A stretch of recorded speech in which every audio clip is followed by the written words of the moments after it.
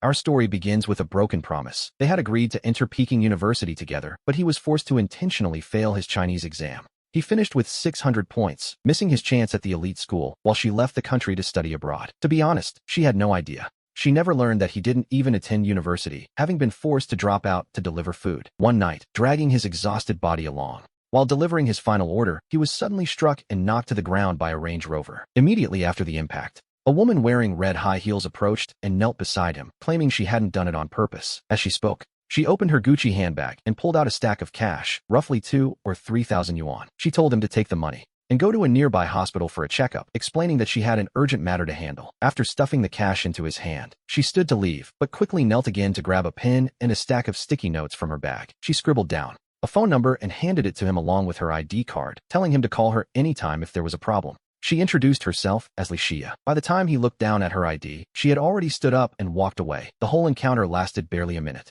They hadn't even truly spoken. As the white Range Rover sped off, he struggled to crawl up from the ground and eventually pushed his electric bike back home alone, clutching the female driver's ID. It was now the middle of the night, and after a brief hesitation, he decided to pick up the phone and call her. No one answered the first time. He waited a minute and tried again, but this time, the call was rejected. Feeling a bit unwilling to give up, he dialed a third time, and finally, the line connected. On the other end, her voice sounded incredibly impatient as she snapped, asking who it was and what they wanted. He politely reminded her that she had hit him with her car. Her attitude shifted instantly as she began to apologize profusely, admitting she had been wrong and asking for his current location. She asked which hospital he was at and what the doctors had said. Her change in tone made him feel much better, and he calmly replied, telling her that he was fine, though his electric bike was quite damaged. She was relieved he wasn't hurt and offered to pay for the repairs. He told her the money she already gave him was enough, but he still had her ID and asked when she could collect it. She asked if now was possible, using a slightly hesitant tone, explaining she couldn't leave and would send a friend instead. He gave her his address and hung up. After hanging up, he sat on a wooden stool to apply some medicine to his bruises. About half an hour later, we hear a knock at the door. Opening it, he found 4 men standing outside. The leader appeared to be around his age, while the 3 men behind him were quite imposing. The man in front looked at him and asked if he was the one who called. Before he could even answer, the man's patience seemed to vanish. He demanded to know if Li Xia's ID card was there. He tried to explain it was just behind him, but before the words could leave his mouth, the man's fist slammed into his face, followed immediately by a heavy kick to the stomach. He was on the ground before he even realized what was happening. As he struggled to crawl back up, the man's boot met his face, and he instantly felt the metallic taste of blood filling his mouth. His roommate, Lu Chong, a man he often shared drinks with, opened his door, took one look at the scene, and quickly shut it again. How loyal. The man stepped closer, pressing his leather shoe firmly onto his arm, while coldly demanding the ID card once more. He desperately wanted to speak, but half of his face was so numb that he couldn't make a sound. The man simply told his followers to go inside. The ID card and the note were sitting right there on the bedroom desk. The men found them quickly and handed them over to their leader.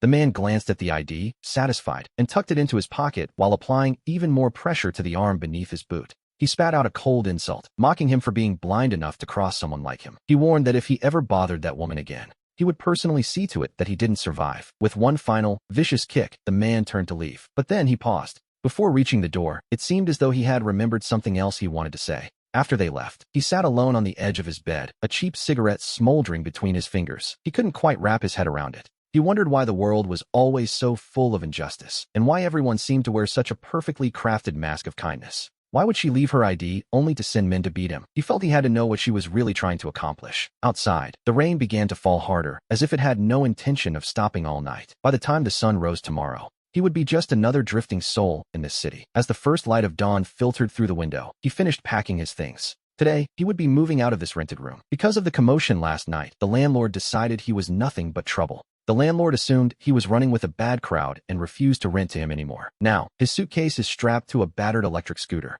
All he has left are the 2,600 yuan that woman threw at him in the rain yesterday. After sending his last paycheck home for his father's medical bills, he had kept only a tiny bit for living expenses. From that 2,600, he spent 800 on a basic smartphone, a necessity if he wanted to keep working as a delivery driver. The remaining 1,000 or so yuan was earmarked for a new room. If he couldn't find a place before dark, he'd be sleeping under a bridge tonight. As soon as he inserted his SIM card and powered on the new phone, he received a call from his second uncle. It was a surprise, to say the least. The voice on the other end asked what he was doing. His uncle, Chen Xiaojia, was a bit of a legend. His grandfather had found him on the side of the road as a child. Only 6 years older than our protagonist, Xiaojia had spent years getting into trouble. To be honest, notorious was the only word that truly fit him. Crouching on the curb, Chen Fan asked why he was calling out of the blue. It turned out Xiaojia was in Kunming to buy medicine for Fan's father. He had heard of a traditional doctor in the city who was an expert in treating kidney disease. After tracking down the contact info, he had rushed over immediately. He planned to crash at Fan's place for the night and take the train back in the morning. Hearing this, Chen Fan felt a sudden surge of anxiety. If his uncle saw that he didn't even have a roof over his head, word would surely get back to his parents. And we know how parents worry. Combined with the bruises on his face, he knew his uncle's inquisitive nature would lead to a relentless interrogation. That would be a massive headache. He stammered into the phone, telling his uncle not to come over and to just head home after getting the medicine, claiming he was far too busy with work. But Xiaojia insisted, mentioning that Fan's mother had sent a basket of fresh eggs that he had to deliver. He hung up, saying he'd call upon arrival. Finding a proper apartment and moving in within the next few hours was, quite frankly, impossible. But his uncle would be arriving in just 2 hours. This was a major problem. After a moment of hesitation, he decided on a temporary fix. He would head toward the train station immediately. The plan was to find a small guest house near the station to settle his uncle in, hopefully talk him out of wanting to see his actual home. As long as his uncle was taken care of, it didn't matter where Fan himself slept. 2 hours later, he spotted his uncle at the station exit. Xiaojia looked the same as ever in a knockoff Nike t-shirt, his muscles bulging and a new tattoo visible on his arm. A classic look for him, really. The moment they met, Xiaojia froze. He looked at Chen Fan with genuine concern and asked who he had been fighting with. Fan tried to lie. He tried to lie, claiming he had simply taken a clumsy fall, but Xiaojia wasn't buying it for a second. He knew Fan was treating him like his gullible parents. Xiaojia scoffed, asking who could possibly trip and end up looking like that. He demanded to know if Fan was too scared to name the person who hit him. Our protagonist knew his uncle was a veteran of many street fights. Deceiving him would be nearly impossible. Still, he tried to change the subject, urging them to find a place to stay. He suggested they get the medicine together later that afternoon. Xiaojia remained silent, following him to a small guest house Fan had managed to book in advance. Once inside the room, Fan told his uncle to rest there for the night, explaining he had to work after the pharmacy run. He begged him not to tell his parents about the bruises. But Xiaojia was relentless, demanding to know exactly what had happened and who had laid a hand on him. He sensed Chen Fan was hiding something from the family. He pressed Fan to explain who hit him and why. Frustrated, Fan muttered under his breath that he didn't even know the reason himself, feeling utterly defeated. Eventually, he recounted the entire ordeal from the previous night. At the end, he reminded his uncle once more, with absolute desperation, not to tell his parents. He knew that if his mother and father found out, the worry would be too much for them to handle. After a few minutes of silence, Xiaojia finally agreed to keep the secret. Then, surprisingly, he pulled out 2,000 yuan and handed it over to his nephew. He told Fan to keep his own money instead of sending it all home, insisting he use this extra cash to find a decent apartment and start taking better care of himself. Fan tried to refuse the money, but his uncle's tone turned sharp and commanding. He told him to just take it and stop talking back, a classic Xiaojia move, really. The plan was set. Xiaojia would get the medicine while Fan found a place to live. They would have dinner together before Xiaojia caught the morning train. Taking a deep breath, Fan could feel how much his uncle truly cared for him. He didn't want to cause any more worry, so he finally agreed to the suggestion. While Fan went house hunting, Xiaojia headed out for the medicine. Fan's father had been battling kidney disease for years, a struggle that had drained the family's savings. Even though their grandfather had left a small inheritance before passing, Xiaojia hadn't kept a single cent for himself. He had given it all to cover the medical bills. To be honest, despite his reputation as a troublemaker, Xiaojia's character was beyond reproach. By that afternoon, Fan found a potential lead at a rental agency. It was a room in a 3-bedroom apartment for 700 yuan a month. The living room, bathroom, and kitchen were all shared spaces, a common enough arrangement. The other 2 rooms were occupied by a couple and a young girl. After a quick tour, Fan decided the conditions were fair and signed the lease immediately. By the time the paperwork was finished, it was already past 4 in the afternoon. A message arrived from Xiaojia, saying he was waiting back at the small guest house. They planned to have dinner that evening, as Xiaojia had to catch an early train home the next morning. Just as Fan was heading out, he ran into his new housemate. She was a single woman returning from work, looking sharp and professional in a short blazer that gave her an air of quiet elegance. As she leaned over to change her shoes, Fan accidentally caught a glimpse down her collar. He hadn't intended to look, but he had to admit the view was quite distracting. It was the kind of sight that makes it difficult to look away. Unfortunately, by the time she stood back up, he was still standing there, staring like an idiot. She shot him a look of pure disgust, muttering the word pervert under her breath. Clutching her collar tightly, she hurried off toward her bedroom. After dinner with his uncle, Fan didn't feel like heading back to the apartment complex just yet. Instead, he simply booked an extra room at the guest house. The next morning, after seeing Xiaojia off, he went straight back to delivering food. Without work, there was no income, and for now, this was his only option. He stayed busy until 11:30 that night. His final order of the shift, however, came as a bit of a surprise to him. It turned out the customer was someone living in his own apartment, a man named Lin Fei. The sound of typing echoed through the hall as Fan dropped his jacket in his room and carried the food to the door, giving it a gentle knock. The woman from before opened the door in her loungewear. Her expression soured the moment she saw him, and she instinctively covered her chest with her hand. With a tone of sheer annoyance, she demanded to know what he wanted. He simply held up the bag, explaining that he was delivering her food. Lin Yifei was furious, demanding to know why he was touching her order. Before he could even finish his explanation, she snatched the bag from his hand. In a sudden fit of pique, she tossed the entire meal straight into the trash can by the door. It was a bit of an overreaction, to be honest. The container held soup, which splashed onto Fan's jeans, scalding his leg. She didn't seem to care at all, stepping back and slamming the door in his face. He stood there in the hallway, feeling utterly bewildered. With a helpless shake of his head, he retreated to his room, only to see a notification on his phone. It was a negative review. The reason given was a scathing complaint about his lack of responsibility in delivering her food to someone else. He stared at the screen in disbelief. A single bad review meant a 300 yuan deduction, essentially wiping out an entire day's hard work. He had worked like a dog all day, only to end up back at square one. By Wednesday afternoon, he received an unexpected call from his uncle, Xiaojia. Assuming it was an update about his father's health, Fan pulled his scooter to the side of the road and asked what was wrong. Fan told him he was in the middle of a delivery and asked him to call back later, but Xiaojia insisted, asking him to meet at the intersection of Wanghua and Renmin Road. He told Fan to stop taking orders and come over immediately. Fan thought he had misheard, but Xiaojia confirmed he was at the small park where the accident happened. Xiaojia demanded to know exactly where the Range Rover had hit him. Fan had a sinking feeling that his uncle was planning something reckless. "Didn't you go home?" he asked. "Why are you back in Kunming?" Fan questioned. Xiaojia replied that he was there to settle the score, claiming he could find the culprits by checking a few surveillance cameras. Fan was left utterly speechless. He knew exactly what kind of man his uncle was, stubborn and protective. After finishing his last delivery, he rushed over to meet him.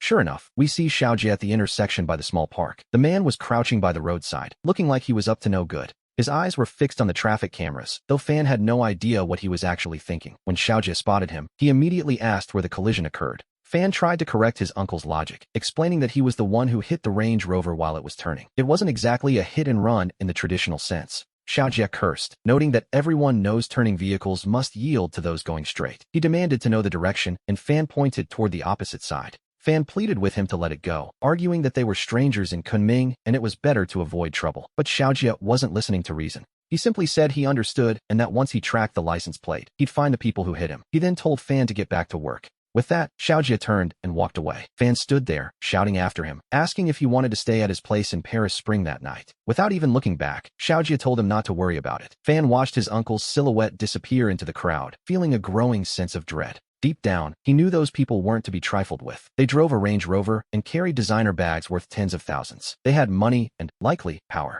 For Xiaojia to investigate them so blindly in a city where he had no connections was just asking for trouble. It was a recipe for disaster, really. However, Fan knew he couldn't talk him out of it. He was left with nothing but anxiety. 3 nights later, the phone rang. It was Xiaojia again. He told Fan to get to the Kelifang in Shijiqing within half an hour. He was waiting in the open-air parking lot outside the workshop. When Fan arrived at the lot, he found Xiaojia crouching in an inconspicuous corner near a flower bed. He looked like a hunter waiting for his prey. Right in front of him sat the white Range Rover from that night, the scratches on its side still visible. Fan was stunned by his uncle's sheer efficiency. He was baffled as to how Xiaojia had actually found it. Fearing the worst, he begged his uncle to let it go before things got out of hand. Xiaojia spoke with a tone that brooked no argument, insisting that tonight was the night to settle the score. We see him looking around, even though it was already past 8 in the evening. The place was bustling with activity, hardly the ideal spot for a confrontation. "Have a smoke," Xiaojia said, handing Fan a pack of cigarettes as if they were just out for a stroll. To Fan's surprise, it was a pack of Ruanzhonghua. Xiaojia pointed toward an old black Santana and told him to get in and wait for their targets. Fan asked whose car it was.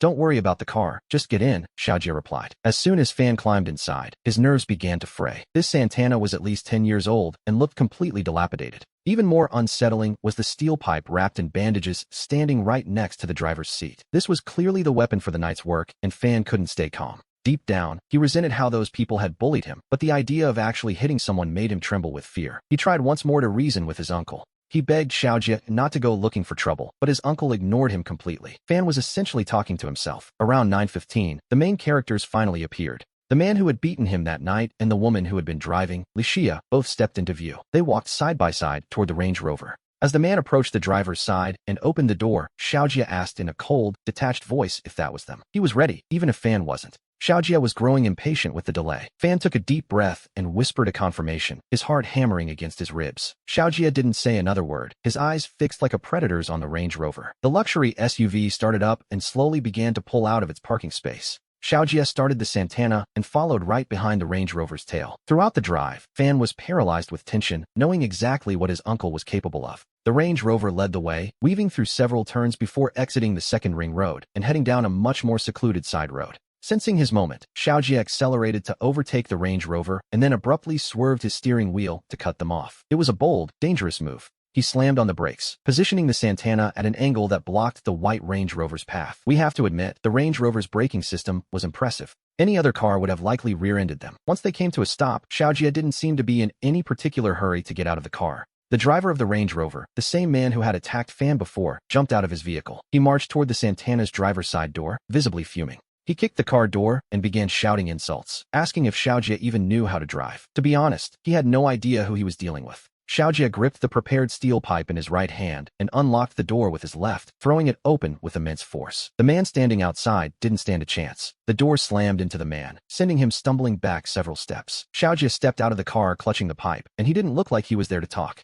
Without wasting a single word, Xiaojie swung the steel pipe directly at the man's head. Instinctively, the man raised his left arm to block the blow as Xiaojie closed the distance. Xiaojie's foot slammed into him, sending the man stumbling back until he collapsed onto the curb. He was utterly paralyzed, completely overwhelmed by Xiaojie's terrifying aura. Lying on the ground and looking up at Xiaojie, the man's face turned deathly pale. He didn't dare utter a word, his arrogant bluster from a moment ago vanishing instantly. Li Xia rushed out from the passenger side, hurrying to the man's side. She knelt down, her voice trembling with concern as she checked on him. After checking his injuries, she looked up at Xiaojie and demanded to know why he was attacking them. Our uncle, however, didn't even bother to look at her. Instead, he turned to Fan and told him to come over, asking how he wanted to settle things. Fan approached his uncle with trembling steps, whispering nervously. Fan begged his uncle to let it go, suggesting they leave now that the point was made. Who are you people? Li Xia asked, clearly not recognizing Fan at all. It wasn't surprising, really. That night, she had been in a rush, and Fan was wearing his delivery uniform and a helmet. It was only natural she wouldn't remember him.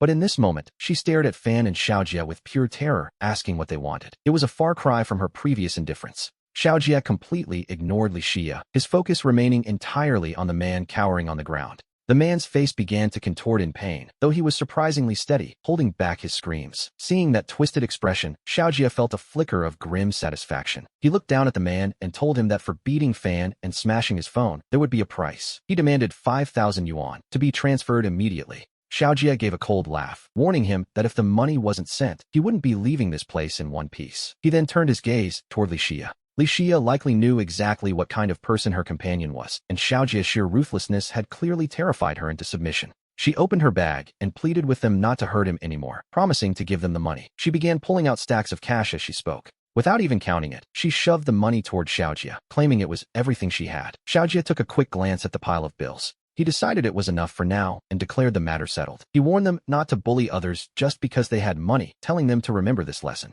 He even offered his phone number, a very easy one to remember, telling them to call him anytime if they felt like seeking revenge. To be honest, it was a bold provocation. Having said his piece, Xiaojie put away the steel pipe and told Fan it was time to go. He added that if the man ever bullied him again, he'd finish the job. Fan was left in a daze, stunned by Xiaojie's brutal efficiency. As they walked away, he couldn't help but steal one last glance at Li Xia. We see Fan steal a glance at her. She truly was beautiful, with features so delicate they defied description. As he watched her, she happened to look back. That brief moment of eye contact made him feel utterly ashamed and out of place. He quickly averted his gaze and hurried back into the car. Xiaojie could tell his nephew was worried. With a tone of frustrated disappointment, he asked if Fan was actually scared of those people. He reminded Fan that everyone has 2 shoulders and 1 head, so there was no reason to fear. If you're a man, you fight, he declared. To be honest, Fan felt a bit conflicted. During his years in Kunming, he had always played the role of the quiet outsider, avoiding conflict at all costs. His philosophy was simple: avoid trouble, work hard, and send money home. He lived for the day he'd save enough to give his father a better life.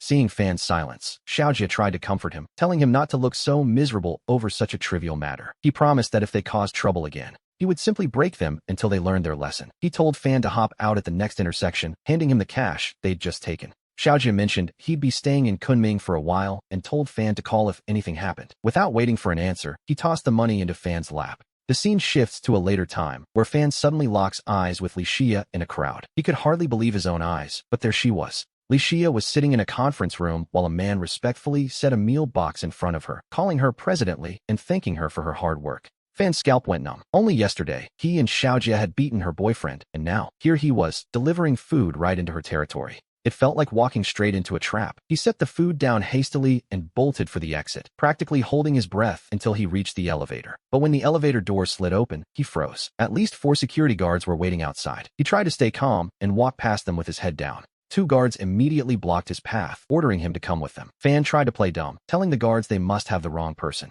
The lead guard told him to shut up and ordered the others to take him away. Fan shouted at the top of his lungs, demanding to know on what authority they were holding him. He argued that they were just security and had no right to restrict his freedom. His shouting, naturally, drew the attention of everyone in the hotel lobby. The hotel manager was quick to react, putting on a professional smile to explain the situation to the curious onlookers. He apologized for the disturbance, claiming a guest had reported a theft of valuables and they suspected the delivery boy had taken the opportunity to steal. They had the suspect under control and promised to hand him over to the police immediately. It was a clever lie, and for our delivery man, things were looking very grim indeed. The crowd began to whisper, wondering if all delivery drivers were thieves these days. Fan shouted until his veins showed, his face a mask of desperate protest. He screamed that he was being framed, but no one believed his words, and no one heeded his cries. To be honest, it was a losing battle from the start. All he saw were cold faces and people holding up phones to take photos. The 4 guards, however, didn't take him to the police station as the manager had promised. Instead, they confined him to a private room, confiscated his phone, and tied him to a chair. He never stopped shouting for them to let him go. He warned them that this was illegal detention, but the stout guards simply threatened him. The man claimed he didn't care about the law, only his boss's orders. He told Fan that if he shouted once more, he'd stuff a pair of week-old, unwashed socks into his mouth. And just like that, the guard won the argument. It was a powerful threat, powerful enough that Fan didn't dare open his mouth again. He truly believed the man was capable of doing it, which tells you everything. He waited with a heavy, anxious heart, wondering what would happen next or who he would have to face. Not long after, a strange thing happened. The 2 guards actually climbed onto the bed and fell fast asleep. Fan tried to seize the moment to escape, but his hands and feet were firmly bound to the chair. As the guards scrambled awake, Li Xia entered the room with 5 people in tow. Among them was the girl who had ordered the meal earlier that day. The hotel manager and 2 other security guards followed closely behind. We see the sleeping guards jump up in a panic, bowing respectfully to President Li. Li Xia frowned at the sight of the prisoner. She asked, with a note of genuine confusion, why on earth they had tied him up like that. The manager quickly cut off the guard's explanation, glaring at him while demanding to know who authorized such a thing. He ordered them to untie Fan immediately. Once the ropes were gone, Li Xia turned to her staff and told them all to leave. She made it clear that no one was to enter without her command. Seeing her firm resolve, the staff didn't dare utter another word. One by one, they retreated from the room like scolded children, leaving the 2 of them alone. Li Xia looked at Fan with cold, piercing eyes. She asked what grievance he had with Jiahao and why he had beaten him so severely the day before. So, the man's name was Jiahao. Fan finally had a name for his rival. She asked if he was going to play dumb, demanding to know the reason for the violence. She spoke with the weary tone of someone who had seen his type before, asking if this endless fighting actually solved anything or if they could ever just talk. It was clear that Li Xia had mistaken him for a common thug. Fan looked up at her and asked if she would at least listen to his side of the story. She told him she didn't have the time. She had only kept him there to deliver a warning, to stop lurking around in the middle of the night. She told him that if Jiahao wanted money, he should just ask her directly instead of making things difficult. Fan was immediately annoyed, looking at Li Xia and asking if she really had him tied up for 3 or 4 hours, wasting his entire afternoon just to say such nonsense. Li Xia simply countered by asking what else he thought she could possibly have to say. His temper flared up in an instant. He decided that since she had something to say, he had a few choice words for her as well. To be honest, he was done being polite. He asked if she had eaten the first lunch delivery he brought at noon. He then revealed that he had already eaten several bites of that very meal himself. He told her she had eaten his leftovers, and that he had even spat in it. Li Xia's eyes widened in pure shock, and in the very next second, she covered her mouth and bolted toward the restroom. It was a satisfying victory. Fan grabbed his phone and swaggered out the door, feeling quite pleased with himself. Outside, the lobby manager and several guards were waiting, watching him with strange expressions. He walked past them with an air of triumph, feeling more relieved by the second. As he stepped out of the hotel lobby, it was just in time for the dinner rush. He planned to continue taking delivery orders, but then he discovered his account had been suspended. He immediately contacted customer service to find out what was going on. It seemed his streak of bad luck wasn't quite over yet. He wondered who he had offended to deserve this, as making a living as a driver was hard enough. He couldn't understand how he'd ended up in this feud. He looked back at the Katy International Hotel with resentment and spat on the ground. At that moment, a group of guards suddenly rushed out, shouting for everyone to catch him. He couldn't believe they were trying to arrest him just for spitting. He turned to run, but a guard stationed outside caught him with a kick that sent him sprawling. Several others pounced on him and pinned him down again. This time, however, they didn't take him back inside. Instead, they shoved him into a Buick GL8 business van. Li Xia took a seat on the left side of the second row. Fan, with his hands and feet bound once more, was placed on the seat to her right. Worried he might struggle, they wrapped the rope around him 2 more times for good measure. 2 guards sat in the 3rd row, with another one up front. The atmosphere grew tense, and Fan began to feel a genuine sense of nervousness. He turned his head toward Li Xia, who sat coldly beside him. He asked what she intended to do, joking nervously that surely she wouldn't kill him just over a few bites of food. Li Xia told him to shut up with a look of pure disgust. She warned him that if he mentioned that lunch again, she would have him thrown out of the moving car. He demanded to know where she was taking him. He complained that she had already ruined his life and cost him his job. Li Xia replied coldly that she didn't care about his employment status in the slightest. She made it clear that if Jia Hao was seriously injured, she would personally see Fan in court. This made him pause. Who exactly was this Jia Hao to her? He asked what the boy's condition had to do with him, only for Li Xia to reveal that Jia Hao was actually her younger brother. Upon hearing this, Fan felt a strange, small spark of excitement. He argued that whether her brother was hurt wasn't his concern, but she countered that his friend had kidnapped him. She explained she was taking him there to make an exchange. Fan looked at Li Xia, wondering aloud when he had ever met such a formidable friend. He wondered if the man had gone after Jia Hao again, perhaps thinking the boy was an easy, wealthy target. Fan suspected his uncle might be behind this. Unsure of the situation, he didn't dare ask anything else. The rest of the journey was spent in relative silence as they drove from the city to the eastern suburbs. They finally arrived at a dilapidated warehouse. Next to 2 cars stood a table set with canned food and several side dishes. A dozen empty beer bottles were scattered around the table. Chen Xiaojie sat alone on one side, while Jia Hao and several others sat facing the other 3 directions. These men looked quite pathetic, each one sporting a bruised and swollen face, and Jia Hao was no exception. Seeing this sight was too much for Li Xia. She bolted from the car toward her brother, crying out to ask how he had been beaten so badly. When she demanded to know who did it, her gaze landed squarely on Uncle. Uncle, however, didn't pay her the slightest bit of attention. The stout security guard kicked Fan out of the car, and 2 others dragged him up, shouting for the group to release their young master immediately. They threatened to tear Fan apart otherwise. When Uncle saw him, his brow furrowed in clear surprise, though he didn't say a word at first. Uncle set down his wine glass and stood up. Li Xia turned to Chen Xiaojie, demanding to know if he was the one who had beaten her brother. She reminded him they had agreed last night that the matter was settled. Jia Hao stood up with his head down, telling his sister to stop talking. He admitted it wasn't the other man's fault, but his own, as the 5 of them couldn't even defeat him alone. He felt he deserved the beating. If we hadn't heard it ourselves, it would be hard to believe. Jia Hao's 4 companions were clearly larger, yet Chen Xiaojie had handled them all. He had beaten them so thoroughly that Jia Hao was actually impressed. Li Xia reached out with a pained expression to touch her brother's swollen face. She asked him gently if it hurt. Jia Hao nodded and then shook his head, saying it was fine and that this wasn't his first time being in a fight. He noted that this was the first person to ever truly best him. Uncle suddenly interrupted, telling Jia Hao that his sister certainly had a clever trick up her sleeve. He noted that since she had captured his nephew, they were now even. He proposed a simple trade, his nephew's freedom for theirs.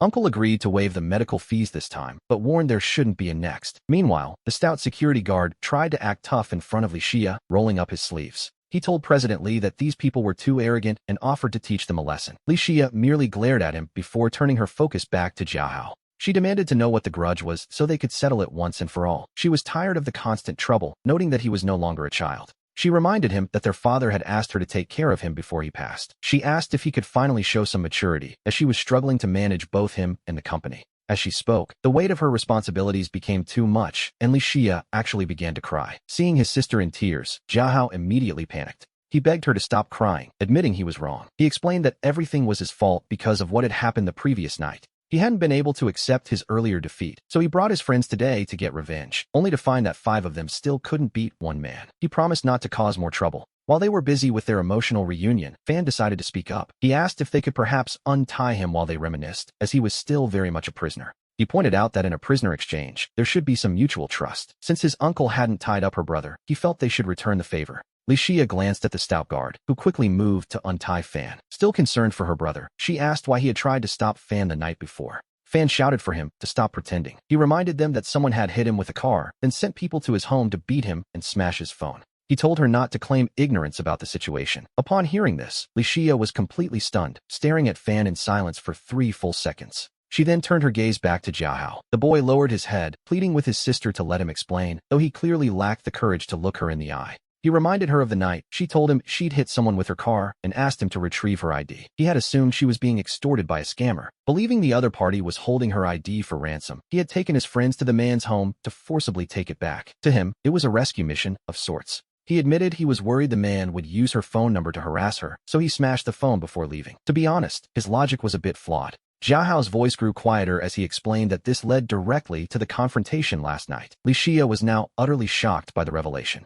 She looked back and forth between Fan and Jiahao. The latter looked as though he wanted to disappear into his own clothes, visibly terrified of her reaction. Fan asked her if things were clear now. Since she hadn't had time to listen to his explanation earlier, he hoped her brother's version was sufficient. He summarized the situation. They hit him with a car, sent thugs to beat him, and then their manager slandered him as a thief. And now, even his delivery account was at risk. Fan continued his vent, noting that the platform had even banned his delivery account, costing him his job. He asked what he had ever done to deserve such treatment. He demanded to know why they had ruined his life. Li Xia's face turned bright red with shame, and her voice softened as she offered to compensate him for everything. Fan flatly refused, telling her not to think that having money allowed her to do whatever she pleased. After that, he walked over to Uncle Chun with an air of defiance. He picked up a bottle of beer, downed it in one go, and tossed the empty bottle aside. He then turned to his uncle, clearly impressed by the older man's performance. He admitted he hadn't realized his uncle was such a capable fighter. Uncle Chin shrugged it off with a dismissive, "I'm all right," before standing up to face Li Xia. He told her that while she seemed reasonable, it was time to address the facts. They had hit his nephew with a car and then sent people to assault him.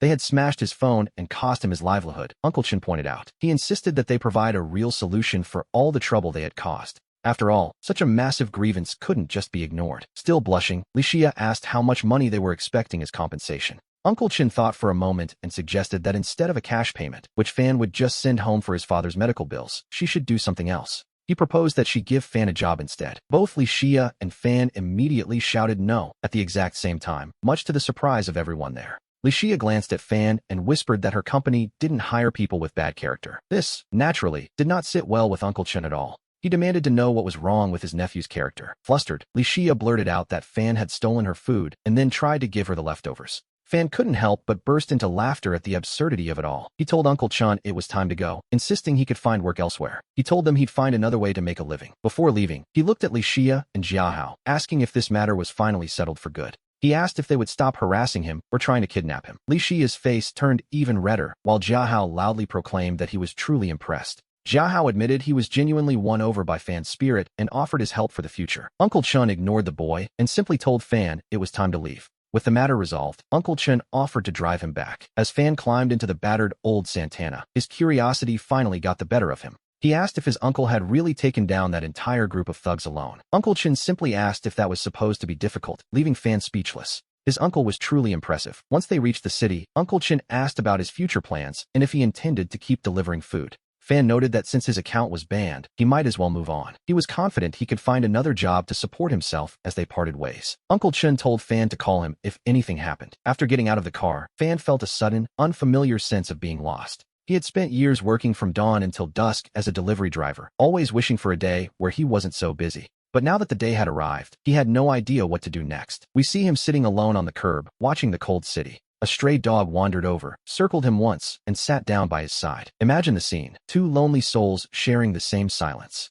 As it turned out, a man named Lin Yifei fed this dog every day. Because of this chance encounter, Fan and Yifei finally crossed paths. They set aside their past grievances and became quite friendly after a long chat. The next morning, Fan woke up at 7:30 as usual. He instinctively reached for his delivery gear, only to remember that his account was banned. He no longer had the right to take orders. Then, a sudden realization hit him. His scooter was still at the Katy International Hotel. It had been left there when he was captured. Wondering if it was still there, he threw on his clothes and hailed a motorcycle taxi, heading straight back to the hotel entrance. At the security booth, we see the same chubby guard from the day before. He was on duty and spotted Fan almost immediately. Gripping his rubber baton, the guard asked what he wanted and threatened to beat him if he didn't get lost. Fan was not amused. He demanded to know where his scooter was. The guard just waved his baton, claiming there were no scooters for him to find there. Fan insisted it was there yesterday and demanded to see the surveillance footage to find out who had stolen his property. The guard laughed, asking in a contemptuous tone if Fan really thought he could just walk in and demand to see their security tapes.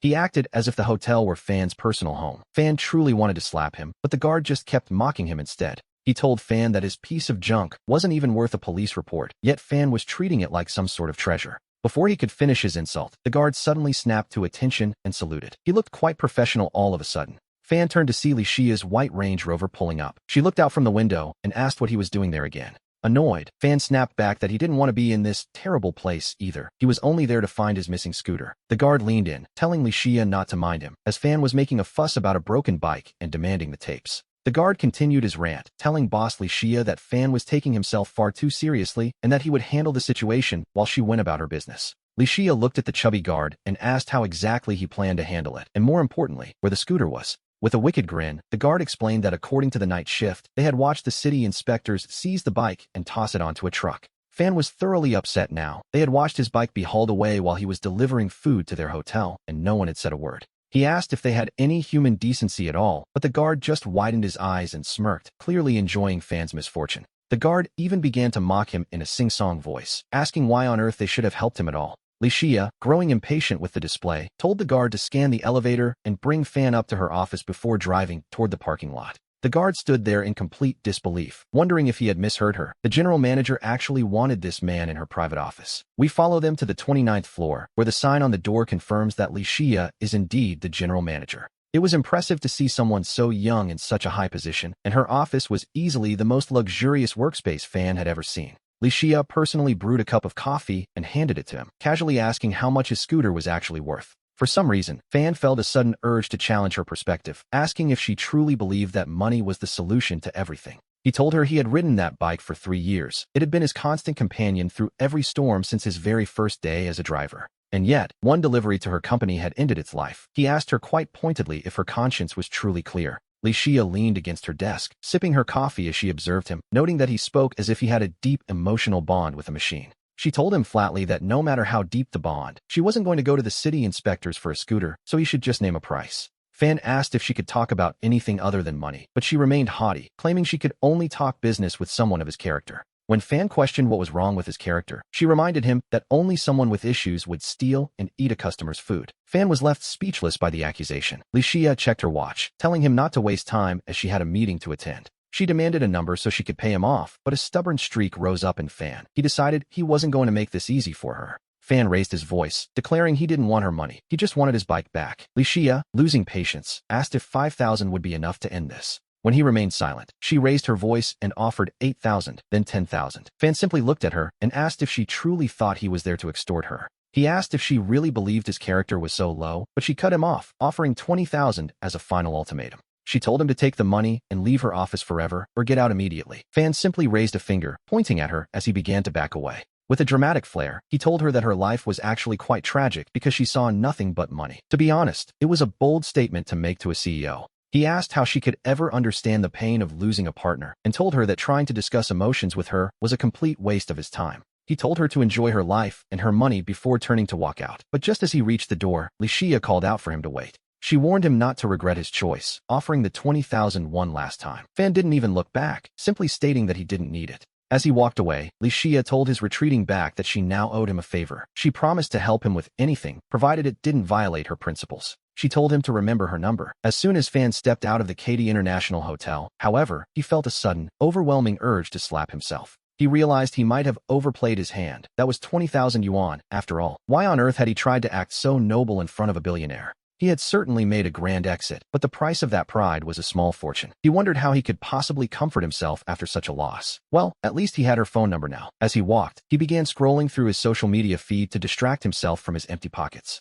He happened to see a post from Lu Jun and realized it was his old friend's birthday. They had been incredibly close back in high school. In their liberal arts class, boys were a rare breed, and since they were seated by grades, the two of them always shared the front row. Back then, Fan and Lu Jun were always at the top of the class. If one wasn't in first place, the other certainly was. After graduation, Lu Jun went off to Yunnan University with a high score, while Fan, despite scoring even higher, chose to give up on his studies. His family simply couldn't afford the tuition, and with his father's kidney disease requiring constant treatment, Fan needed to start earning money immediately. 4 years ago, Lu Jun came to Kunming for university, while Fan came to find work. In those early days, the two of them saw each other constantly. Over time, as their social circles diverged, they saw each other less and less. And yet, the bond they shared in the past remained unchanged in his heart. The friendship was still there, so after seeing Lu Jun's post, Fan replied with a quick birthday wish. Lu Jun was remarkably fast to respond. He sent a message asking if Fan was free to join his birthday party that night, noting it had been nearly 6 months since they last met. Fan replied, confirming it had indeed been half a year, and asked if his old friend was finally about to graduate. Lu Jun, a business management major, had already turned down several corporate offers because he had his heart set on hotel management. He urged Fan to come over to Dianxi Road to chat, even telling him to bring a girlfriend so the guys could see how well he was doing. Fan couldn't help but think that if he had attended university 4 years ago, he too could be casually discussing his career ambitions today. It seems some people get to choose their lives, while others are simply chosen by fate. And as for a girlfriend, well, that was a problem. Suddenly, he thought of Licia. Hadn't she just promised him a favor? He wondered if he could actually bring her along to the dinner. If he introduced her to Lu Jun, it might change his friend's life. After all, Licia was the general manager of the Katy International Hotel. Even if she didn't hire him on the spot, her recommendation alone would be an incredible resource for someone starting out in the industry. Hoping to help his friend, Fan quickly gave her a call. When Licia answered, her first question was whether he had already regretted refusing the money. Fan teased her, asking if she could be a bit more normal and if she truly believed he only called her when he wanted cash. Licia laughed without any pretense, asking what else he could possibly want from her if it wasn't about the 20,000 yuan. He reminded her of her promise to help with one thing as long as it didn't violate her principles. She confirmed that those were indeed her words. He asked her to accompany him to a friend's birthday dinner. It was a simple request that certainly didn't violate any moral codes. Licia practically shrieked through the phone, asking if he really thought she had enough free time to just go out for a meal with him. Fan didn't push. He simply told her that if she didn't come, he would finally know what kind of person she really was. He suggested that perhaps she was someone who only cared about money and never kept her word. That bit of reverse psychology seemed to work. Clearly annoyed, she told him to wait for her, agreeing to the dinner on the condition that he never bother her again afterward. Fan agreed, promising not to embarrass her or try anything inappropriate, acting only as a friend for the duration of the evening. Licia agreed quite readily, telling him she would see him that evening. Having secured her help, Chun Fan felt a small, secret sense of triumph. It had been 6 months since they last met, and since it was Lu Jun's birthday, he stopped at a small shop to buy a red envelope, tucking 500 yuan inside. To be honest, 500 yuan was no small sum for him. He couldn't help but worry that Lu Jun's college friends might be a bit more extravagant. He feared his modest gift might embarrass his friend. At 6:15, we see him arrive at the restaurant entrance to meet his guest. Licia's white car was already parked there. As she stepped out and walked toward him, he noticed she was still dressed in her formal business attire. He stood there at the door, scanning her up and down. Licia shot him a sharp glare, asking what he was looking at so intently. She reminded him that he hadn't specified a dress code, and besides, she truly hadn't had a spare moment to change after leaving the office. He smiled, noting that the professional look actually gave her quite an elegant aura, a compliment that earned him another massive eye roll. He led her into the private dining room, where they found Lu Jun sitting at the head of the table, deep in conversation with another young man. There were about a dozen people in the room. Seeing him, Lu Jun stood up immediately to greet him, relieved that Chun Fan had finally arrived. Lu Jun told him they had all been waiting and gestured for him to sit nearby, asking the student next to him to shift over a seat. Chun Fan took the offered spot and pulled out a pack of cigarettes to offer one to the young man, who took one look at the cheap brand and declined. Lu Jun introduced him as his best friend from high school, a former top student who had scored over 600 on his exams. Chun Fan only smiled bitterly. He suggested they leave the past in the past and wished his friend a happy birthday while handing over the red envelope. Lu Jun felt the thickness of the envelope and waved it off, telling Chun Fan he was being far too polite and that the money wasn't necessary. He insisted the night was just about catching up after 6 months. He called for the food to be served, then turned his attention to Licia. Assuming she was the girlfriend, he asked how he should address her. Surprisingly, Licia didn't object to the label and simply introduced herself. Lu Jun introduced himself in return, proudly stating he was a business management major at Yunnan University and a childhood friend of Chun Fan. He spoke of his school and major with a booming, confident voice. Another guest chimed in, suggesting they finally get the food on the table. As the room grew noisy again, Lu Jun pulled out a cigarette for Chun Fan, remarking that if only he had been more persistent back then, things might be different. The girl sitting next to Lu Jun spoke up, her voice carrying a hint of disdain as she asked if he really wouldn't have to deliver food anymore if he'd stayed in school. She asked if he worked for the big platforms, adding that she'd heard rumors about delivery drivers stealing bites of food and wondered if it was actually true. Before Chun Fan could even respond, another young man jumped in, telling the girl, Wang Hui, that she was making too small a deal of it. He brought up a disgusting video of a driver using a customer's soup as mouthwash in an elevator before spitting it back in, claiming the whole industry was a mess. He complained that the platforms didn't regulate things, suggesting only idle people without real jobs did that work, since anyone with a good job wouldn't bother. In that moment, Chun Fan felt his face burning with shame, unable to look at the group, and even less able to look at Licia sitting beside him. As the group continued their disparaging chatter, one of the girls suddenly turned her gaze toward Licia and asked if she was a delivery driver as well.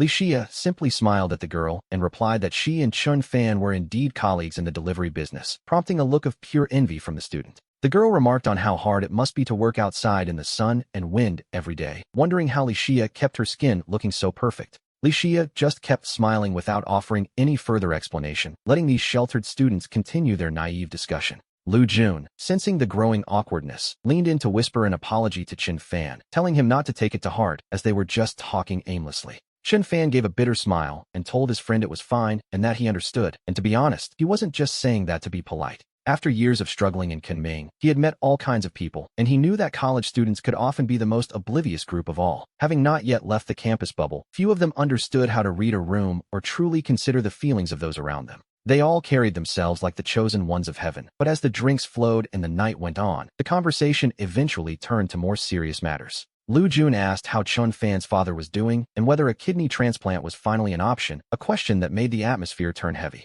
Chun Fan picked up his wine glass, the weight of the situation visible in his eyes as he prepared to answer. He explained that the cost was far beyond what his family could afford, and even with money, finding a matching donor was a monumental challenge. They had been sticking to conservative treatments, but weekly dialysis was taking a toll, leaving his father as little more than skin and bones. Lu Jun let out a long sigh of sympathy, remembering the past and wondering why Chun Fan hadn't stayed in school despite his incredible exam scores. Lu Jun reminded him of the donation they once organized for his tuition, but Chun Fan cut him short, explaining he had used that money for his father's medical bills. His friend asked if he regretted it, suggesting he'd have better options now if he'd stayed in school, but Chun Fan simply shook his head as he lit a cigarette. With a lonely look in his eyes, he admitted that even if given 100 more chances, he would still choose his father's health over his own education. The girl sitting on Lu Jun's other side spoke up in a lecturing tone, telling him he was being sensible and should have prioritized his studies like they did. She argued that getting into a top university and earning a degree was the only way to have real career choices in the future.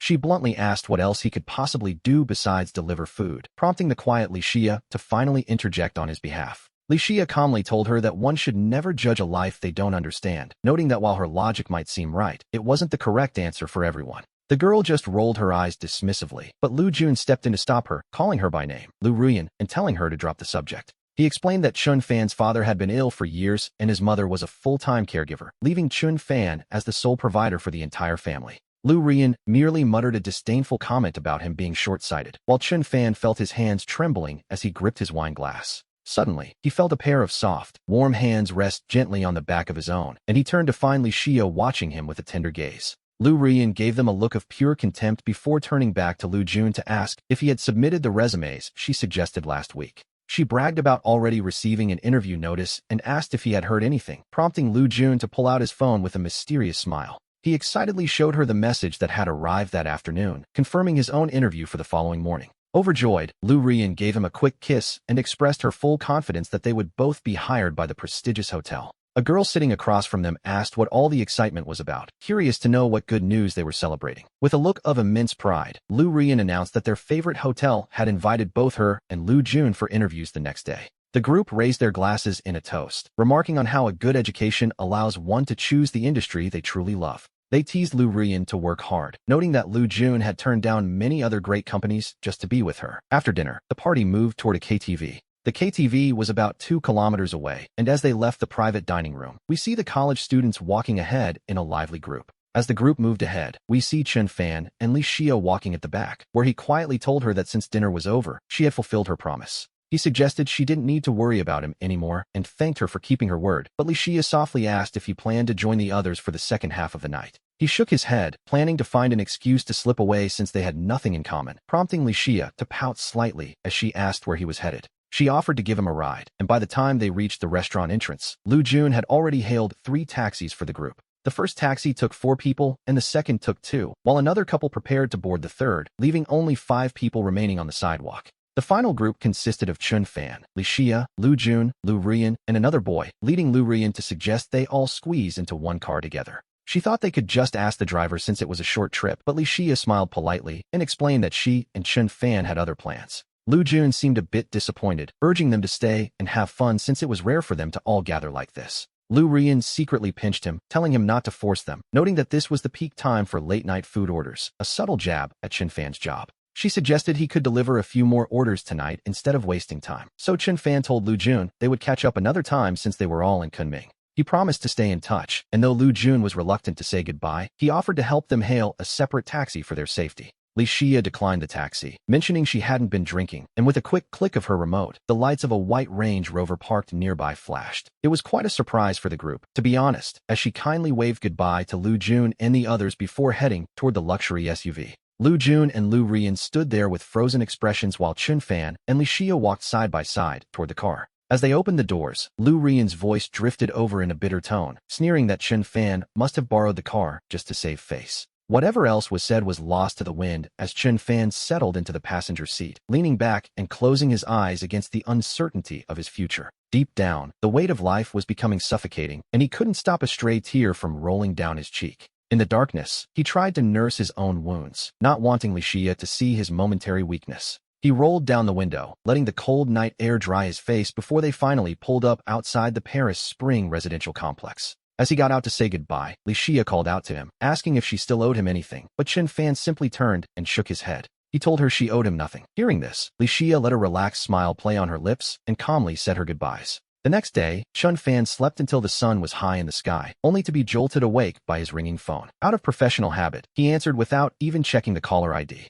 He offered a groggy greeting, only to hear Li Xia's voice on the other end asking if he was still in bed and why he was being so lazy. Still half asleep, he muttered back, asking what his laziness had to do with her. She simply asked for a favor, specifically, for him to come to her office to talk. She added that if he wanted to refuse, she wouldn't force him. After hesitating for a few seconds, Chun Fan told Li Xia to wait for him. He told her he'd be there in half an hour, joking that she should keep her guard dogs in check so they wouldn't bite him. Li Xia laughed, as if he'd actually been bitten before. We find Li Xia in her office, sitting behind her desk and focused on her computer. When Chun Fan arrived, he leaned his hands on her desk and looked at her. He asked what matter was so important that he had to come out of retirement to solve it. Li Xia set her mouse down and leaned back in her chair. Crossing her arms, she explained that the HR department was interviewing several people today. She wanted him to help by acting as the HR supervisor. She wanted him to see if these candidates were actually useful. Chun Fan stared at her, wondering if she was joking about making him an interviewer. Li Xia remained incredibly calm, assuring him she wasn't joking. The candidates had already arrived, and if he was willing, he could start the interviews immediately. She mentioned her assistant, Xiao Lu, would assist him throughout the process. To be honest, she made it sound like the simplest task in the world.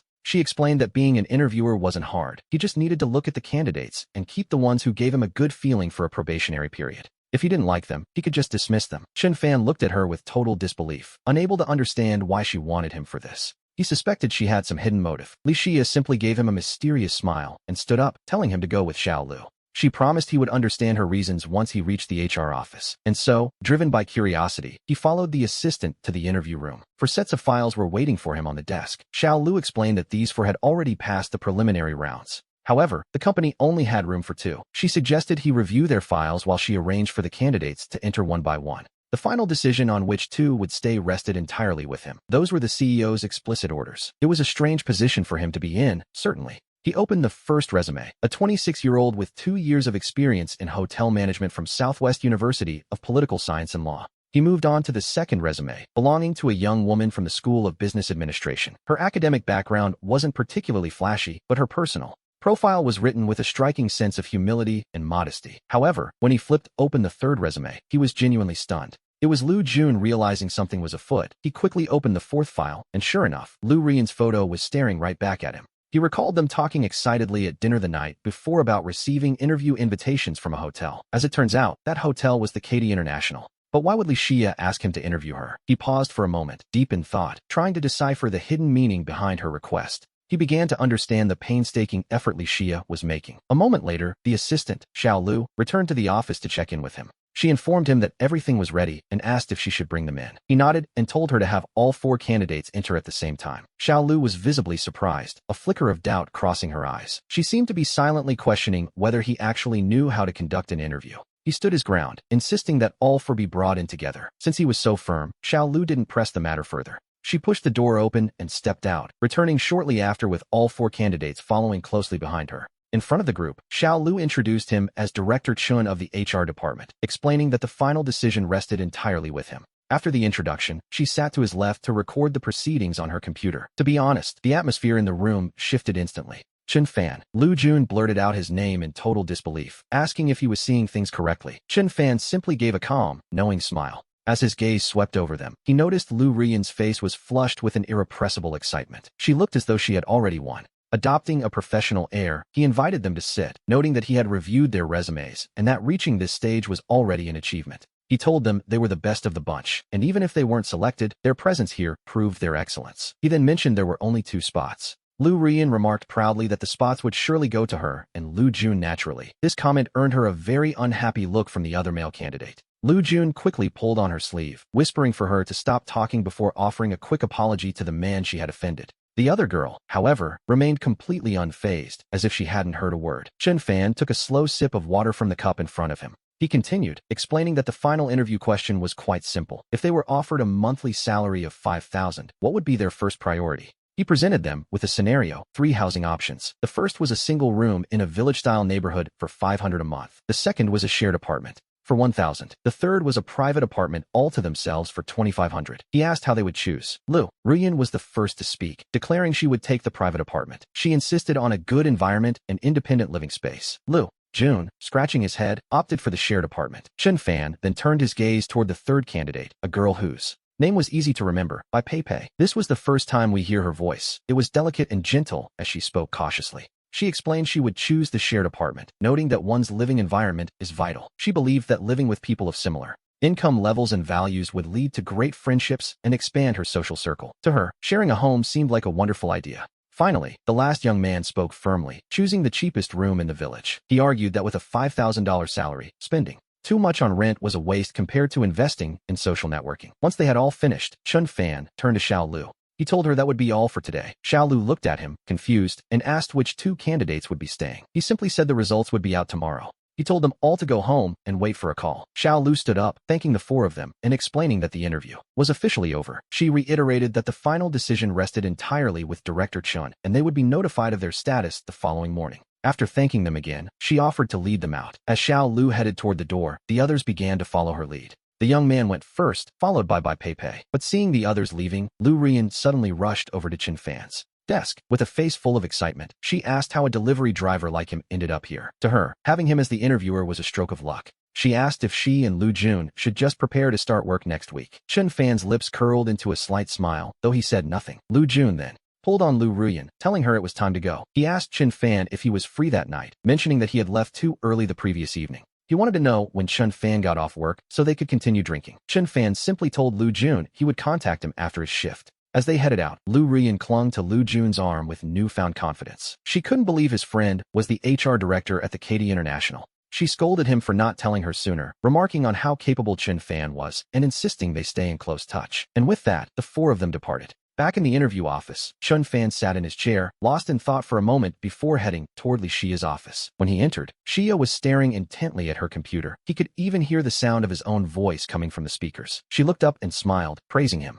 She told Chen Fan that his final question was quite unique, revealing much through a simple housing choice. He frowned slightly, asking if she had seen everything. Xia turned her screen toward him, explaining that she had watched the live broadcast and was now reviewing the footage. For a second time, it turned out the office had cameras, a fact that left him a bit speechless. He wondered if this was a sign of mistrust. But before he could speak, Xia quickly explained. She told him not to misunderstand. Their interview rooms always have cameras because sometimes there are too many candidates to make an immediate decision. The HR department often needs to review the interview recordings multiple times to be sure of their choice. Xia then asked for his reasoning. She wondered if he was afraid that by not hiring Lu Ruyan, his childhood friend Lu Jun might be upset with him. Out of habit, Chen Fan pulled out a cigarette, but as he went to light it, he realized he was in her office and started to put his lighter away. Xia kindly told him she didn't mind if those around her smoked. After thanking her and lighting up, Chen Fan turned his attention back to her. He told Xia he understood her intentions for inviting him today and thanked her for the thoughtful gesture. Since she was good to him, he felt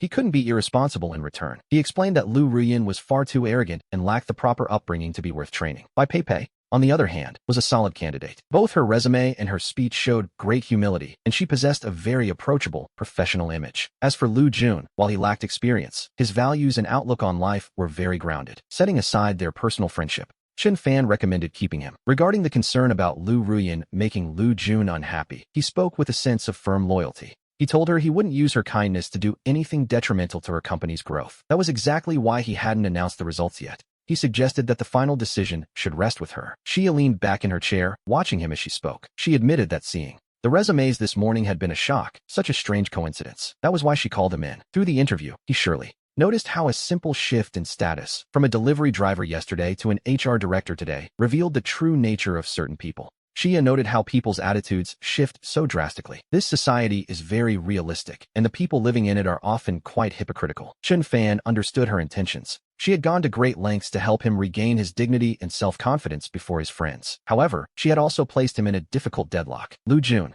and Lu Rian both believed that he held the power to decide their future at the company. Now, things had become quite awkward. It was a complicated spot to be in, to say the least. Xia mentioned she managed over 100 people at the hotel and didn't mind adding one more like Rian. It was up to him. Chen Fan glanced at her, truly at a loss for words. He turned toward the door and spoke over his shoulder, telling her she could play this game herself. He was leaving. He told her not to set him up and that he wouldn't play along. But Xia called out to him from behind, stopping him in his tracks. She suggested that if his best childhood friend, Lu Jun, couldn't understand why Rian wasn't hired and chose to break off their friendship over it, then perhaps that friendship wasn't worth continuing anyway. Lu Jun surely knew what kind of person Rian was. Besides, she asked if he thought Lu Jun would ever be happy with a girl as hypocritical as Rian. Of course, as outsiders, they had no right to comment on feelings, but when it came to obvious character flaws, she wondered if he shouldn't say a word or two for his friend's sake. Chen Fan stood there listening, but he didn't feel like saying much more. He pulled open the office door to leave, but Xia's voice followed him. She told him that since he took this on, he should see it through to a result. She didn't want him to quit halfway, reminding him how she had stayed through yesterday's unpleasant dinner just for him. Tomorrow, he would be the one to announce the results. If he didn't show up, she would simply hire both Lu Jun and Rian to save his face. Xia's supposed kindness had handed him a very hot potato. He had no idea how to face Lu Jun and Rian now. He could easily ignore Rian's feelings, but he didn't want to make things difficult for Lu Jun. Tonight's dinner would likely be awkward, but even so, he knew he couldn't run away. At 4:30 that afternoon, Lu Jun called to ask when he would be off work. Chen Fan told him he was already finished. Lu Jun sounded thrilled and asked where they should meet to have a proper drink. Chen Fan suggested a modest little restaurant outside the Paris Spring Complex, saying he would host tonight. Lu Jun agreed to head over immediately and hung up the phone. What would happen tonight? He didn't know if a decade of friendship would crumble or become even stronger. We shall have to see. He truly had no way of knowing. After all, they had both changed over the years, and their social circles had drifted apart. There were things he didn't know how to even bring up, so he could only pray. When Lu Jun and Lu Rian appeared at the restaurant at 5:30, he suddenly felt very nervous. He wanted to preserve this friendship, yet he didn't want to betray Xia's kindness. He was stuck in a difficult deadlock. After a few dishes were served, the conversation never strayed from the Katy International Hotel. They asked about the environment, the salary, and the company structure. To be honest, there were many questions he simply couldn't answer, so he could only smile awkwardly and try to change the subject. Both Lu Jun and Rian could see he was avoiding the topic, and the atmosphere remained strained and uncomfortable for everyone. Naturally, Rian was the first to lose her patience. Holding her chopsticks, she spoke in a strange, sharp tone, suggesting that Chen Fan didn't seem to want Lu Jun to work at Katy. He quickly told them not to think that way, adding that whether they could work at Katy wasn't his decision to make. But Rian insisted, pointing out that he was the one who interviewed them today. She noted that Xiao Ru, the manager's assistant, said he held their fate in his hands. It seemed he was being backed into a corner with no way out. Then, Lu Jun looked at him and said very sincerely that this job was incredibly important to both him and Rian. He explained that while there were several five-star hotels in Kunming, they had decided that Katy was the best place for their career growth. It was a calculated move on their part. Lu Jun leaned in mysteriously, asking if he'd heard the rumors about the head of the Katy group, Li Daizhong, dying in a plane crash in Hawaii. After failing to recover, he passed away, and now the hotel was reportedly being run by his illegitimate daughter. She was apparently making major personnel changes to build her own team and establish her authority. In times like these, she would need fresh blood. They chose Katy specifically for this reason, believing that heroes are born in times of chaos. He wanted to take a chance with Rian. He argued that rather than working at a stable company, it was better to enter a competitive environment to prove one's worth. Chen Fan understood Lu Jun's ambition. It was indeed an opportunity to shine. However, he really didn't want to betray his conscience by hiring Rian. He gently tried to persuade them, suggesting that a peaceful work environment had its own merits. Fed up with the constant scheming, Lu Jun looked at Chen Fan and said earnestly that if it was possible, he had to keep both him and Rian. He pleaded with him. During the meal, Chen Fan didn't give a clear answer, simply telling them to go home and wait for a call. He recalled that scene in the abandoned warehouse when Li Xia told Li Jiahao she promised to take good care of him. If he guessed correctly, the illegitimate daughter Lu Jun mentioned was likely Xia. Returning home, he went to the balcony and called her. On the other end, Xia asked why he was calling so late, wondering if it was still about the recruitment. He told her Lu Jun and Rian treated him to dinner, and she could likely guess what was said. He felt this joke should end here. Continuing it would be going too far. After seeing the interview videos, he was sure she knew who should stay. Lu Jun and Bai Pei were the best fit. At least, that was his opinion, and he asked her to clear up the misunderstanding. Xia, sounding quite displeased, questioned him. She asked how she had handled the thing she promised him. When he asked for a dinner companion, she dropped an important meeting to go. Despite hating social dinners, she stayed until the end, even enduring being compared to a delivery man. To be honest, she had shown great patience.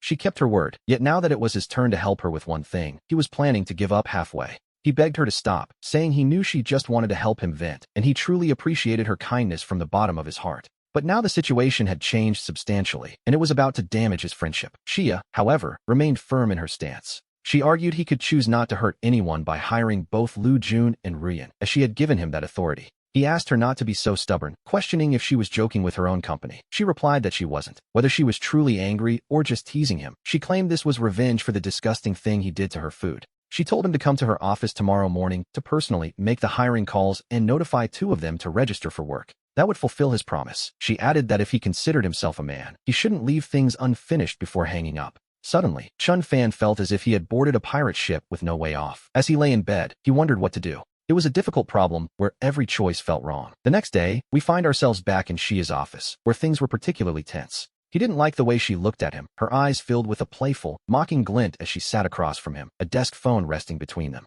Shia sat on the opposite side of the coffee table, looking quite relaxed as she sipped her coffee, while he stared at the phone in a state of inner conflict. Shia spoke with an air of calm, suggesting that even if he told Lu Jun and Ruyan now that he wasn't actually the HR director, they simply wouldn't believe him anyway. He looked at her and asked, with a hint of anger, if this had been her plan from the very start. He wondered if her goal wasn't to help him find his confidence, but rather to trap him in this impossible dilemma. Shia opened her mouth to speak, but a flash of disappointment crossed her eyes before she dismissively told him to think whatever he liked. With that, she got up and left the sofa. She returned to her desk, leaving him to realize that she was right. Even if he told his friends the truth now, they would never believe him. Since there was no way out, he decided there was no point in hesitating any longer. He picked up the desk phone and dialed the internal extension. The call went directly to Sharu. Holding the receiver, he told her to notify Lu Jun that he had been hired and should report for work on Monday. Sharu agreed on the other end, but then she asked the question he was dreading. Who was the second person to be hired? He felt his hand trembling as he held the phone, all while Shia's gaze remained fixed intently upon him. Sharu prompted him again through the line.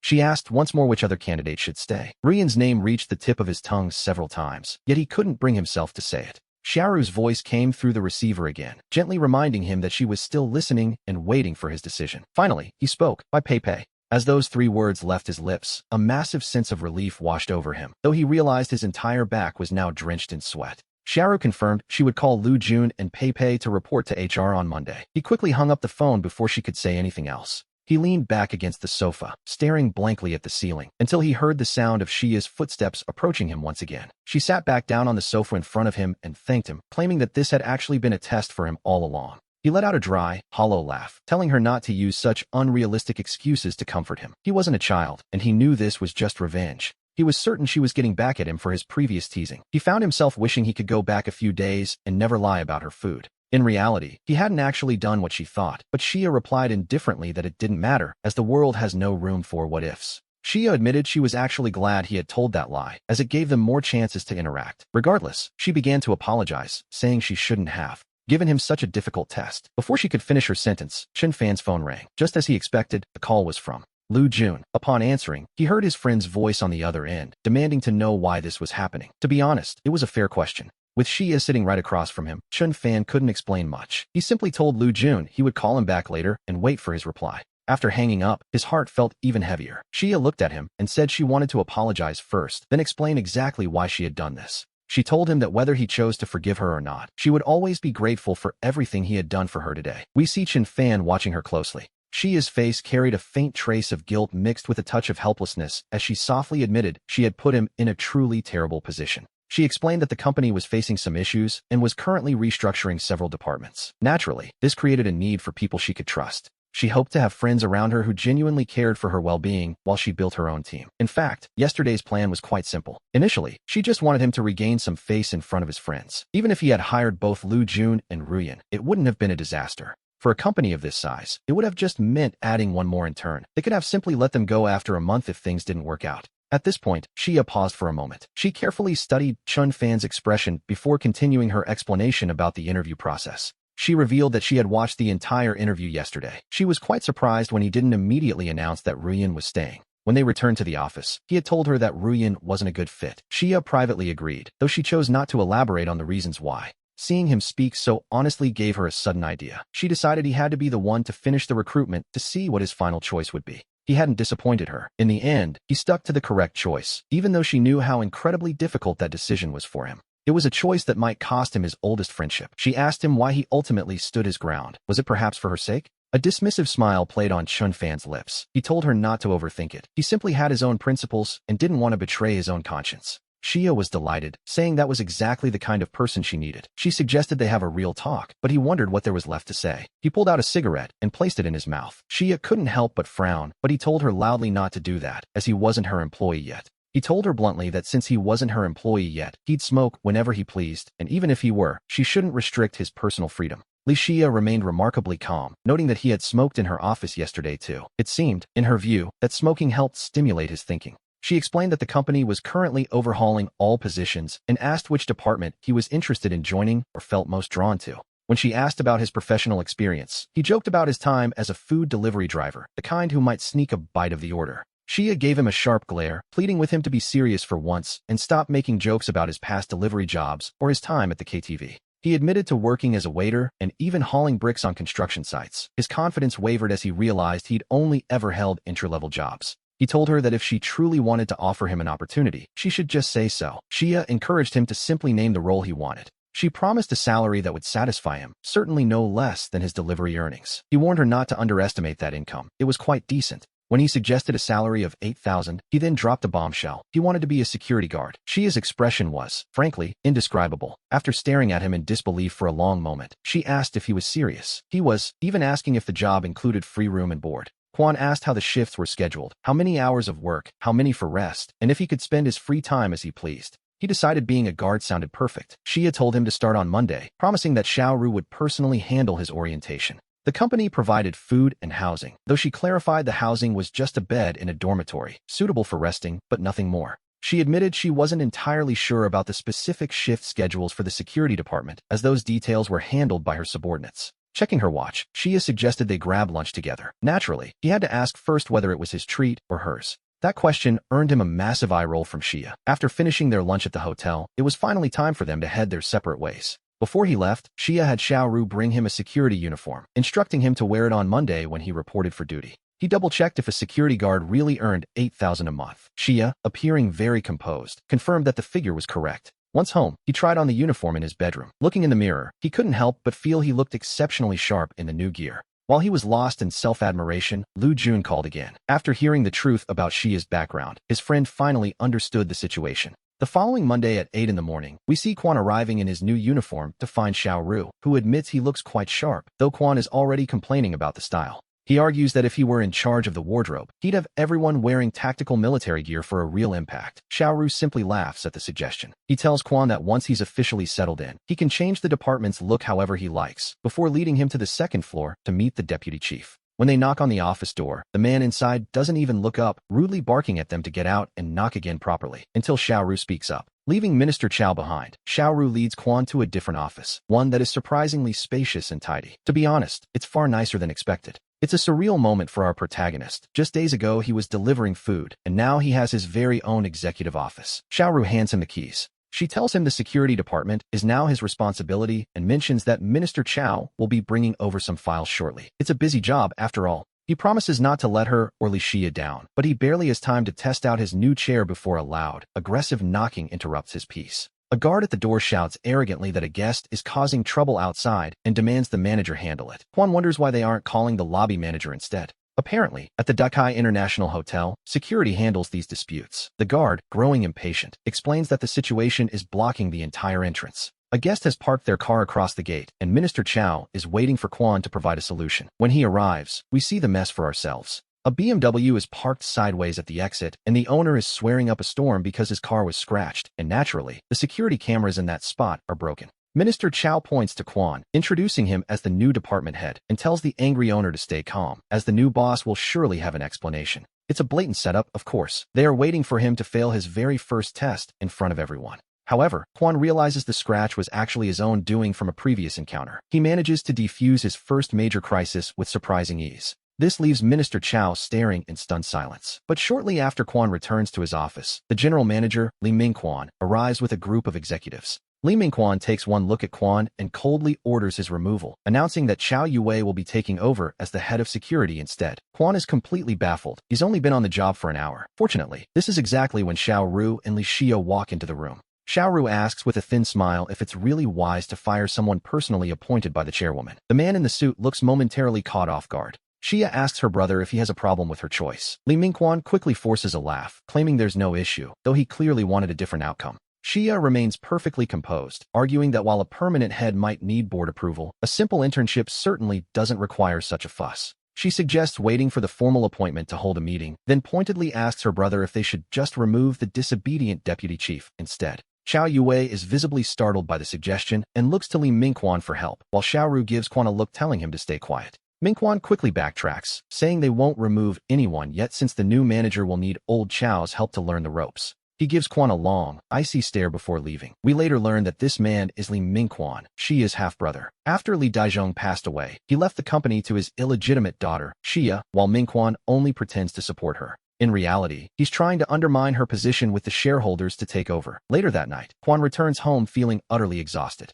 He collapses onto the sofa and falls fast asleep until Lin Yifei wakes him up, even managing to snag a free meal from her. Ever since the misunderstanding with the stray dog was cleared up, they've grown closer. After dinner, a call from second uncle wakes him up. His uncle invites him to a bar for a drink, and since Quan needs to relax, he invites Yifei along, and to his surprise, she actually agrees. His uncle leads them to a booth where 3 men and a woman, all around 30, are waiting. The woman, we notice, is quite fit. Chun Xiaojie introduces them, telling Quan to call the man brother and the lady sister Hua, as Quan raises a glass to toast them all. Hua looks confused, asking who exactly the second uncle is, to which Quan points directly at Chun Xiaojie. Quan jokes that he can't let them take advantage of the family title for free, so he'll have to make them drink a few extra rounds. Sister Hua laughs, telling Xiaojie that his nephew is much more interesting than he is before offering Quan a drink herself. We learn these people are all fitness instructors, with Xiaojie teaching Sanda. Quan finds himself really enjoying the relaxed, easygoing atmosphere. The peace is broken when Li Jiahao suddenly appears, grabbing a beer and chugging it down before breathlessly telling Xiaojie he finished his task. He completed 300 push-ups as ordered. Then, grabbing another bottle, he turns to Quan to offer a sincere apology.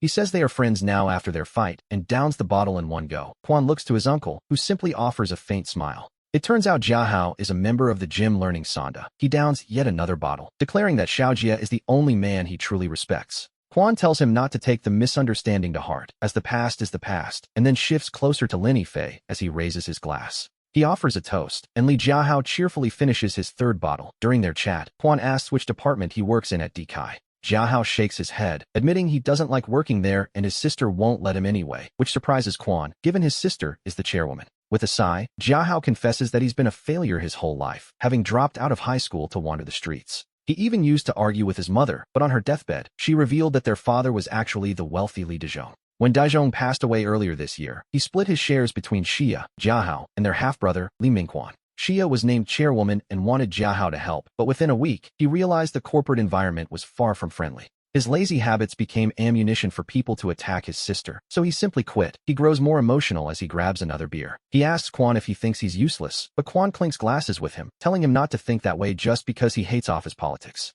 Quan explains that he prefers friends with a simple, honest nature. Jiahao thumps his chest, declaring that he values loyalty above all else. He says their fight made them true friends and promises to help Quan with anything in the future, an oath he seals with another drink. After the toast, Quan mentions that Xia arranged for him to work in the security department, which Jiahao finds insulting for a friend.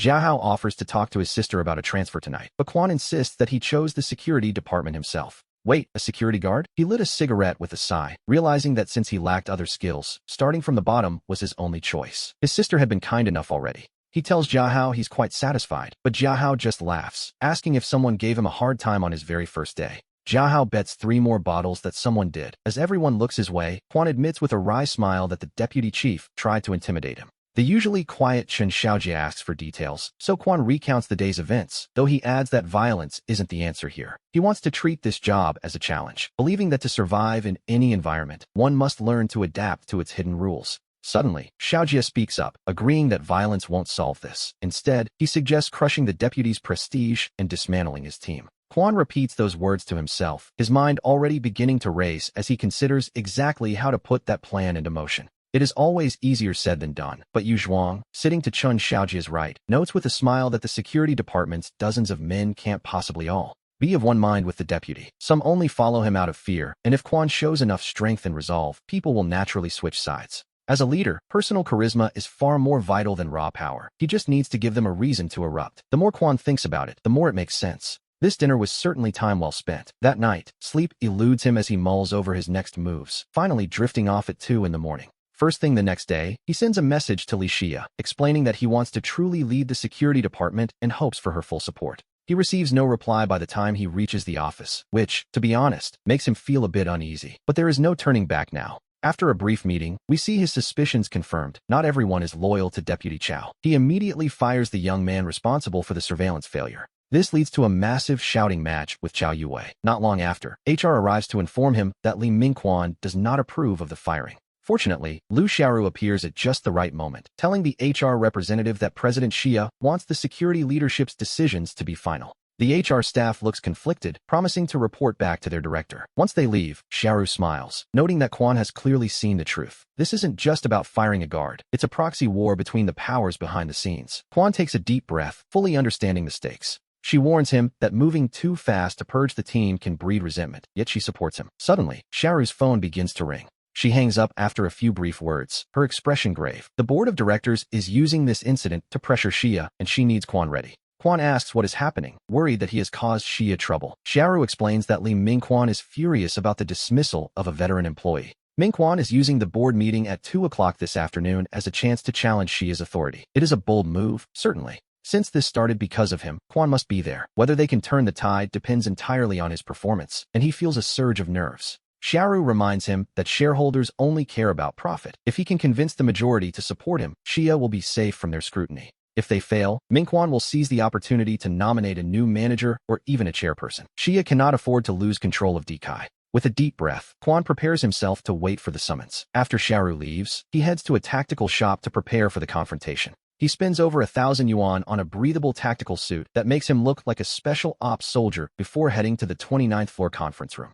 As we enter the room, a disgruntled shareholder immediately asks Li Xia if someone this young can truly be reliable, while an elder board member watches closely. He notes that there must be a reason for the delay. Since the meeting is about him, they want to hear exactly what he has done. Li Mingquan sighs deeply. He claims it is nothing much, only that on his second day, the new manager fired a veteran employee. He suggests Xia's judgment is lacking and fears her layoffs. Claiming to worry for Dekai's future, he proposes discussing the company's development and re-electing a general manager. His intent to impeach Xia is now perfectly clear. As soon as Mingquan finishes, another shareholder speaks up, stating that he invests to make money and will support whoever shows the most competence. Another agrees, noting that Dekai does not belong solely to the Li family. While they respected the old chairman's word, they now prioritize results above all else. Whether it is Li Xia, Li Mingquan, or anyone else, they will support the person who can truly convince the board of their worth. Xia thanks them and explains that she replaced the head of security due to excessive complaints. She then asks manager Quan to share his vision. Quan walks to the empty seat beside her and scans the room. He explains that he spent his own money at a tactical shop to buy his current gear.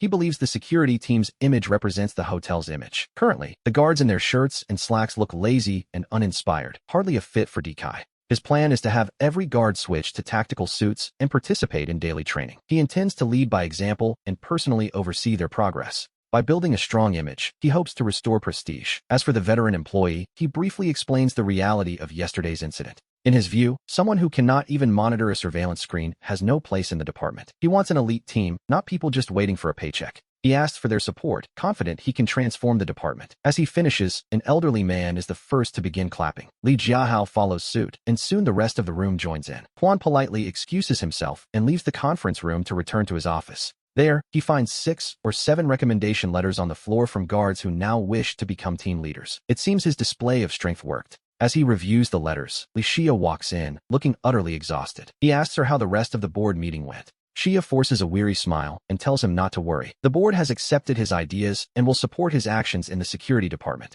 However, they have only granted him a 1-month probationary period. Whether he can truly take control of the situation now depends entirely on him. He quietly thanks her for the opportunity, jokingly promising that if he ever delivers her food again, he definitely won't sneak a bite of it.